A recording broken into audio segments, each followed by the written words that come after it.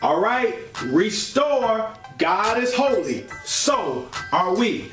This is day number 38 for the 90-day Jam Lord. That's right, the 90-day journey alongside my Lord. And once again, I am your host, Rashid Jeffries, and we're going to venture into volume 2 on today.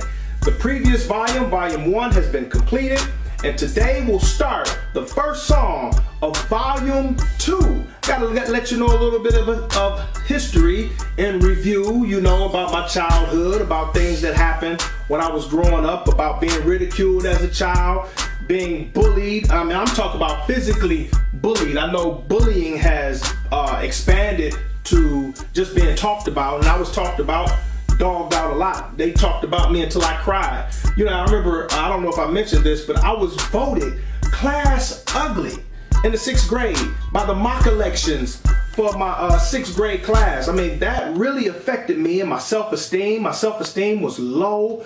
I really had a low self-image, and it caused me to do certain things in my life as far as women were concerned. I think that's one of the things that led to me being a whoremonger. And so many other vital aspects of my life were directly affected by my childhood. But I talked about that in the previous days. And we're going to also get into it a little deeper with some of these songs that we're going to dive into in the days to come. But for now, I want to talk about the makings of Volume 2. Volume 2 was a very interesting situation, a circumstance occurred in Volume 2. I want to give a shout out to B.J. Jones. That's right, Mitchell Jones II.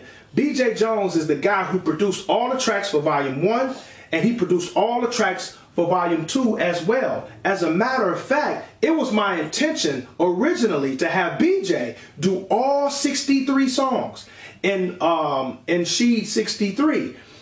And he did it. He was going to do it gladly for free.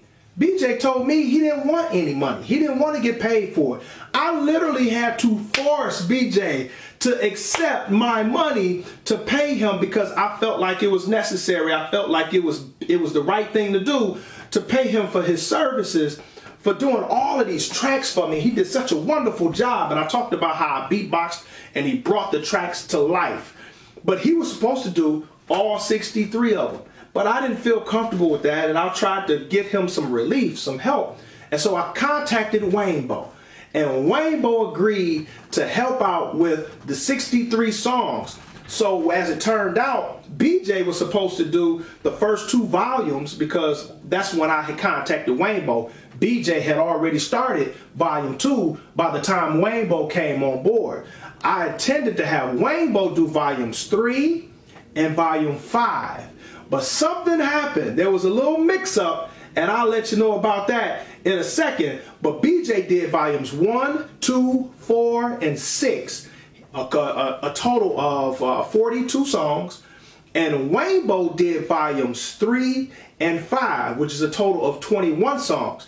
There's a reason why Volume 3 has 11 songs on it. And we're about to dive into that right now. Come on. Okay, we're going back to my handy dandy binder right here, Rashid's Writings. And remember, as we go to the rap songs here, go to the tab, rap songs, right there. All right, got the little picture there, rap songs, and we talked about all of the rap songs, the regular raps, 104 total raps, regular raps. And Volume 1 started off alphabetically. Ain't a Freestyle was the first song that I had not recorded.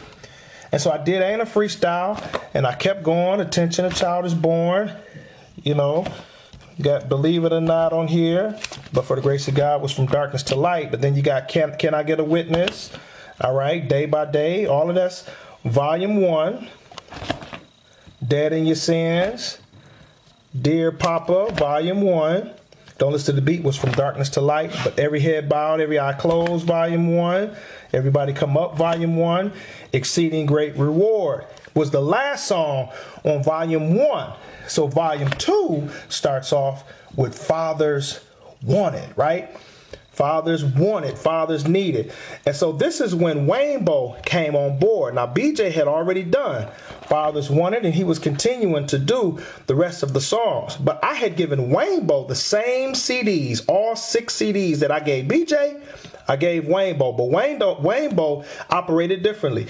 BJ operated in order of the songs. So he did every song in alphabetical order, but Wayne-Bo did the songs according to how he felt at the time. And so they were in a random order, the way he did it. Wayne-Bo decided to do not Fool for Love, but he did Forgiven of Much. And I failed to communicate to Wayne-Bo that he was supposed to start with volume 3. But Wayne-Bo started with a song in volume 2. And when he did Forgiven of Much, and I liked it, I said, you know what? You go ahead and do that. So that took away from one of the songs on volume 2. So it added a song to volume 3. So since volume 6 wound up having 13 songs originally, volume 6 had 13 songs. Okay, and it started off with the rap dedications. See here, rap dedications. That's where volume 6 started. So we had Grace, My Pastor, Rock Baby Rock, and then we went to Rap, Praise, and Worship. Okay, Rap, Praise, and Worship, and we did all of those songs. Then the last song on volume 6 was the song from Rap Ready Writer, the only song. And these are the songs that I wrote for other people. It was a song called, if I can get to it, Fine Foxy Mama was a song I couldn't do. I'm a Winans 2 was already done. These songs were inappropriate to do. Mom and Son was the only song on the Rap Ready Writer that was appropriate for me to do. So I did that and put it on volume 6. However, when that goof happened, that I failed to communicate, and Forgiven of Much wound up being on volume 3, I replaced Forgiven of Much with Mom and Son. And that's why the alphabetical order is out of whack for volume 2. It has everything in order, omitting Forgiven of Much. And then at the last song, there's Mom and Son on there. So instead of it being at the last song of volume 6, it became the last song of volume 2. And volume 3 starts off with Forgiven of Much and then proceeds with Husbands Love Your Wives, so on and so forth in alphabetical order. So that's the explanation for why the order was off, just in case someone was wondering. Okay, we're going to get back with the rest of the explanation for day 38 in just a moment. Okay, here we are back at day number 38. Actually, we never left day 38, but here we are back. We're going to break down the song, the first song of volume number 2. The track that BJ did is called Fathers Wanted, Fathers Needed. Now, this is a very interesting song because I remember when I was on my way to work one day, and I just started thinking about my father. I started thinking about my past. I started having this pity party, this pity session, this woe is me. Why is my life the way it is? Why did I turn out the way that I turned? Why things have to happen the way they happen? And I started thinking about my upbringing at the very beginning. This is the thing that sparked me to go on a journey the first time I went. But I thought about my father. I thought about why did he leave? And I thought back to my childhood, and it caused me to cry. And I was pulling up in the parking lot of the job, grown man now, boo-hooing like a baby, bawling out to the point where my eyes were red and almost swollen. That's how hard I was crying before I had to start my shift. So I had to try to get myself together and start my shift, but people could still tell that something was wrong with me. But you know, it is what it is. So when I got on my shift, while I was working, I grabbed me a pen and a paper and I started writing. And that's when I started writing Fathers Wanted. And this is what I came up with. Here's not volume 1, verse 1. I got burdens and pains that I've been carrying for way too long, and I just need some clarity, bro. And I ain't trying to dog you because it's scary, we know, to raise kids in this world, understandably so. And I know if you ain't ever been a parent before, it's easy to judge and say, how could a parent be so cruel and leave his kids like he couldn't bear anymore? No, it couldn't be that hard. Well, apparently so. Cause all I know is I looked up and you weren't there anymore. And I was missing you, asking my mother, where did he go? It's like the last time I saw you, you were wearing the fro. Little did I know, the next time, your hair would be gone. There were days I would stare at the door, hoping you would return. When you didn't, I'd be sad and glare at the floor. What did I do that provoked you not to care anymore? Feel like you killed me. You might as well have buried me, bro. So come on back, where you at? It's sad. When you're absent, the world will go bad. Come on, Dad. Yo, don't stop, cause if you're not gonna cooperate, we're gonna drop and flop. So come on, Pop. And that's the chorus. Now let me make this clear real quick.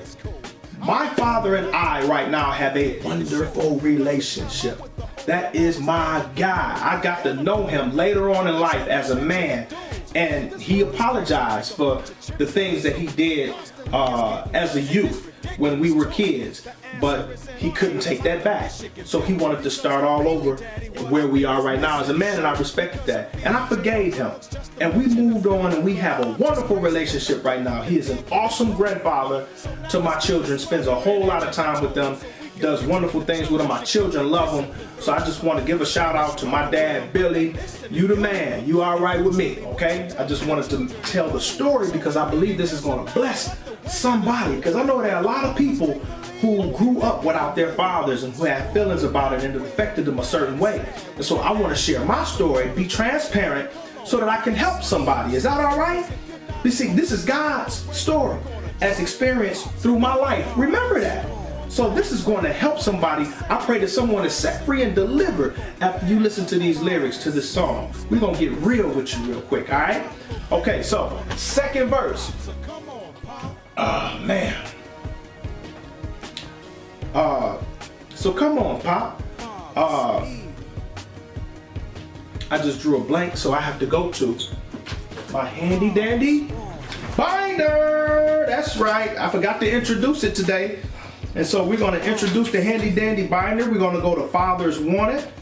And we're going to figure out what's the first line in the second verse. It says, it ain't that I'm mad. I forgave you and I won't be immature. Though I'm a rapper, don't mistake this for a grievance report. It's just the root of my problems. It's like I'm seeing it for the first time. Never have I did so much weeping before. It's cathartic. Now I'm taking all you demons to war. Confronting what has primarily gotten me insecure. Having daddy, I think, would have stopped me from being a whore. I believe he's all the daddy I needed and more. The biggest problem for me was us being apart. It turned sour, but I thought that it was sweet in the start. I remember him running and playing with me in the park. He was skillful at fighting and he would teach us the art. He's musical. I see him when I see a guitar. He know me without knowing me like he see in the dark. It trips me out that every time he speaks it would spark something on my inside like he could see in my heart. All right, third verse. So now I'm a daddy. I got some kids and it's cool. I'm determined not to do what daddy did in his youth. Cause it's time out with the old and I was in with the new. And I'm calling out the fellas, yo, attention to dudes. This world is crazy like a bunch of chimps in a zoo. Constantly it's getting worse and it's ridiculous too. The answer is in our hands like the Michigan View. Because mainly, daddy, what I think is missing is you. Because of fear, jail, drugs, just to mention a few. But I'm just crazy enough to think the man can improve. So now let's get this sputtering engine in tune so we can fix what the children should get their discipline through. Because women struggle with them, but they listen to you. And usually what you tell them the children to do. So it really doesn't matter what the women will do. When the fathers take the lead, only then we can move. So come on back where you at. It's sad. When you're absent, the world will go bad. Come on, Dad. Yo, don't stop. Because if you're not going to cooperate, we're going to drop and flop. So come on, Pop. I really believe that The crises of today can be solved by absent fathers coming back to where they belong, to being in their rightful places. For fathers not to leave their families, because that is the foundation of our culture, of our environment, of our society. We need strong families, and the leader of that family is the father, man. But the issue is that the fathers left. There's so many fathers who have abandoned their families and their children because of whatever issues they may have with that mother. But I don't think that we can legislate the solution. I don't think that we can march and picket the solution. I think the solution is going to start with fathers returning to where they need to be. Not only fathers, but just men of God, husbands, fathers. We need to get back in our rightful places. And that's what Restore is all about. Return every soul to our rightful existence. That's what this whole movement, this whole ministry is all about, is to encourage people to come back to where they belong in Christ. Okay? So that concludes day number 38 of the 90-day Jam Lord. I want to take this time to let you know, to remind you to go to www.restore-fellowship.com and make sure you read up on everything that we're about. Read the bios, read the mission statement, the vision, go through the videos. All of these videos are posted on that website. You got all of the songs that I'm talking about. They're all on that website, available to purchase. So make sure you are a support and you purchase those things and bless yourself with it and bless someone you love with it. So right now I'm going to sign off like I do every single day of this 90-day Jam Lord. This is day number 38. Tomorrow, stay tuned. Day number 39 is going to be a song called Follow Me. Make sure you listen to that. Stay tuned. It's going to be a good one. But for now, let me sign off by saying, Restore. God is holy. So are we.